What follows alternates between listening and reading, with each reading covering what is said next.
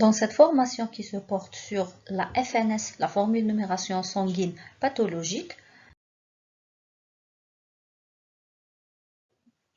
sur notre FNS, on a 3 lignées à étudier et chaque lignée peut présenter une grande diversité de pathologies. Pour la lignée des globules blancs, on peut définir l'augmentation, qui est l'hyperleucocytose, mais c'est une hyperleucocytose à quoi? Est-ce que une hyperleucocytose APNN, dont on parle de la neutrophilie, cette neutrophilie est-il toujours de cause bénigne ou elle peut être de cause maligne? La même chose pour les lymphocytes. Est-ce que l'augmentation de lymphocytes, qui est dite lymphocytose, est toujours de cause maligne ou elle peut être bénigne? Et quand est-ce qu'on doit s'inquiéter? Quand est-ce qu'on peut patienter? Quand est-ce qu'on doit adresser le malade rapidement en consultation spécialisée? La même chose pour les monocytes. L'autre cas, on peut connaître une diminution des leucocytes. On parle de leucopénie. Mais sur quel type de globules blancs? Il ne faut pas dire juste leucopénie. Est-ce que c'est une neutropénie?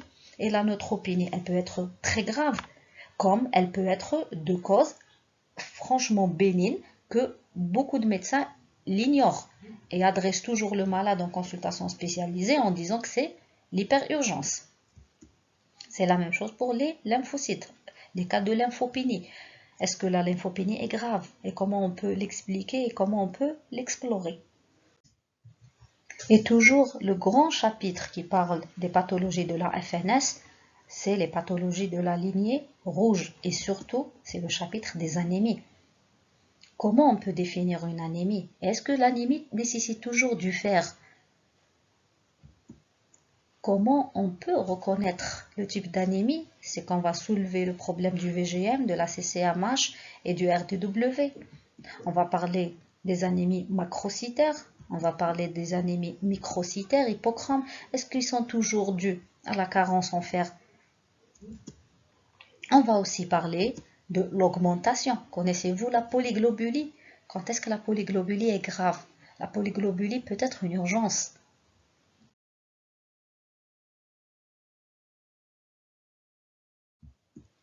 On va parler aussi de la lignée des plaquettes. Vous connaissez tous les thrombopénies, mais ces thrombopénies peuvent connaître des tableaux de sévérité variables. Quels sont les types de cette thrombopénie? Quand est-ce qu'on doit transfuser une thrombopénie et quand est-ce qu'on ne doit pas transfuser une thrombopénie? C'est quoi la particularité de la thrombopénie chez la femme enceinte? On va parler de tout ça. On va aussi parler de l'autre côté, l'augmentation des plaquettes. Est-ce que c'est toujours grave? Quels sont les types de cette augmentation? Quelles sont les causes? Est-ce que c'est une cause maligne? Pourquoi certains médecins pensent à une leucémie quand ils voient un taux de plaquettes élevé alors que ça n'a rien à voir? Et quand est-ce qu'on peut parler? Donc, à l'issue de cette formation, vous allez être capable de reconnaître, traiter et suivre les anémies carentielles, les carences en fer, les carences en vitamine B12. Vous allez être capable de différencier l'anémie inflammatoire de l'anémie ferriprive. Vous allez reconnaître aussi les anémies héréditaires. Je ne vais pas vous dire que toute la spécialité des thalassémies et des drépanocytoses, mais au moins les gestes d'urgence quand on reçoit ce type de malade. On va voir aussi les anémies hémolytiques aiguës. Quand est-ce qu'on peut penser à une HAI?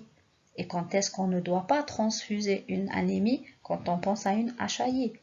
La même chose pour les thrombopénies. On va parler de thrombopénie gravidique. Vous serez capable de reconnaître les conduites à tenir. Et quand est-ce que vous serez obligé d'adresser la femme chez le spécialiste? On va parler aussi des thrombopénies immunologiques. Quels sont les gestes à faire en cas d'une réception d'un patient thrombopénique? On va détailler un petit peu les thrombocytoses essentielles et secondaires. On va parler de la neutropénie, dite de marginalisation. Si vous la connaissez, c'est une entité que les spécialistes maîtrisent, mais peut-être les autres ignorent cette entité de marginalisation. Bien sûr, on doit passer par la pancytopénie et la leucémie aiguë. On va parler de leucémie chronique et beaucoup d'autres notions de pratiques médicales quotidiennes que vous pouvez rencontrer et vous serez capable après de mieux explorer ce problème pourquoi pas le traiter et le suivre après.